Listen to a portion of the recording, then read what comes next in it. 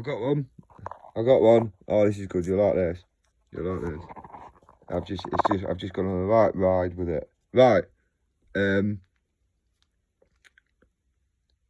back to my childhood when I learnt a lot. And this is where I'm recalling this from. I'm sure when Moses was going to the Pharaoh in Egypt, right before they escaped and had the Red Sea crossing and all that, and the manna from heaven before that in the desert, when he was trying to get them out, him and his brother, or his friend, Aaron, terrible honor, went and kept saying, "Let my people go." Does that sound familiar? They kept saying it, "Let my people go." And the Pharaoh would say no, and they would go away, and a plague would happen, and they'd come back, and he would go, "Right, God did that, let my people go." And the Pharaoh would go, "No." And that happened 10 more times, didn't it? Until eventually he went, just get lost. You're unlucky. That's definitely the definition of the word. But yeah, I'm sure there was an account where the high priests of Pharaoh turned their staffs, or say walking sticks, they call them staffs, didn't they? I think everyone had one, but yeah, turn their staffs into snakes, and either Moses or Aaron threw their walking stick down, staff, and theirs turned into snakes as well, or one of them did, and that turned into a snake. I can't remember which one, Moses or Aaron. And but their snake ate the high priests of Egypt's snakes, like a top trumps thing.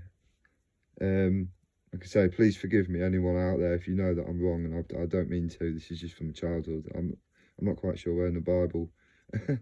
Like I said, I don't know loads. There's loads I don't know. I don't know in the Bible is the story. But yeah, and so I was thinking, right, if that is the case, and obviously everything hinges on that, pretty sure I'm right. And most of the stuff I remember, well, all of it is so far right, but because it's as long ago. And right, so that made me just go to the conclusion, oh my goodness, camp moment, oh my goodness, right?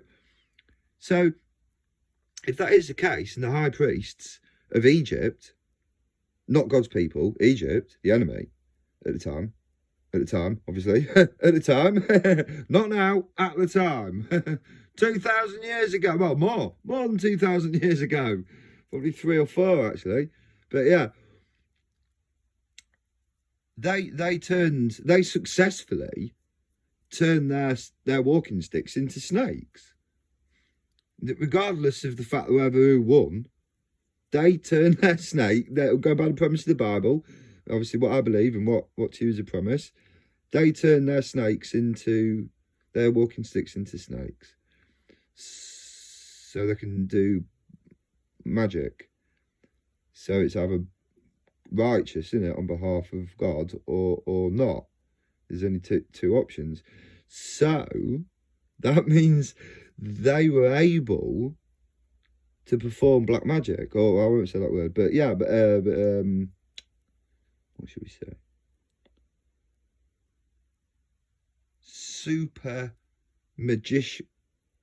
Be a super magician. There you go. I'll refer to it as that. Be a super magician.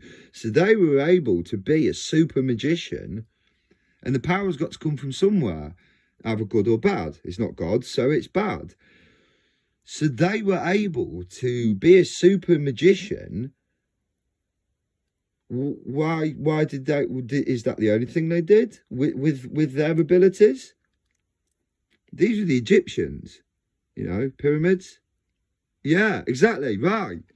So now, going on the Bible premise, that sounds like the Egyptian high priests had some sort of, I can't remember what I called it, super magic. Super magic, doesn't it? Which normally which only comes from God. And we know that false gods can't do anything like give magic, yeah. So there's only one other person left, the devil. So that means that the high priests were potentially using it for other things. Ooh. Now, who was originally good and watched the earth be built and then was warden of it and got thrown out and got turned into the devil? Oh, I've given it away. The devil, right? So he's watched everything be built. He's now backing. He's basically the sponsor, by the sounds of it. If they're doing things like that, it's either one or the other, and it's not God, is it? So, again, going on the Bible premise, he was sponsoring the Egyptians and telling the high priests how to, well, obviously that kept them in power, didn't it, I suppose? If you're start doing stuff like that in front of a crowd of people, they're not really going to say a lot, are they? Apart from like, yeah, what's your next order? So, yeah, mad. So, what else was the evil forces helping them with? Considering these evil forces, the devil and his dominions had been watched the earth be created, saw its capabilities, and got thrown down. Wow. Well, they probably built the pyramids for free electric, quite frankly. Long dramatic pause while I have a toke and a cigarette.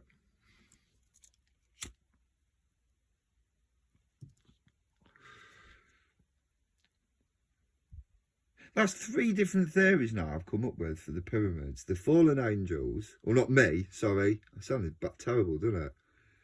That's 3 different theories now that the Bible's, but 3 different ways now that the Bible's been able to explain, potentially, the pyramids. That's better. Whew. Hole, dig in. Yeah, throw a ladder in. It's dirty in here, it's starting to rain. So yeah, you got the fallen angels. They would have seen the well, it's the same thing, isn't it? They are the fallen angels. Well, the evil spirits, but they fell, so they came down. So they watched the earth be built. There's no restriction on them not, by the sounds of it, giving the Egyptian high priests magical powers. So, like I say, the question begs me, right, what else? What other sort of hocus pocus were they empowered with? I haven't really speculated further from that. I didn't want to lose that train of thought. I thought that was quite cool. Mad where this stuff comes from. Anyway, right, that's it. Yeah, something different, isn't it? Again, these pyramids, I don't know, causing a lot of trouble, aren't they? Should just build a car park. Ooh, can't say that. All right, see you later. See you later.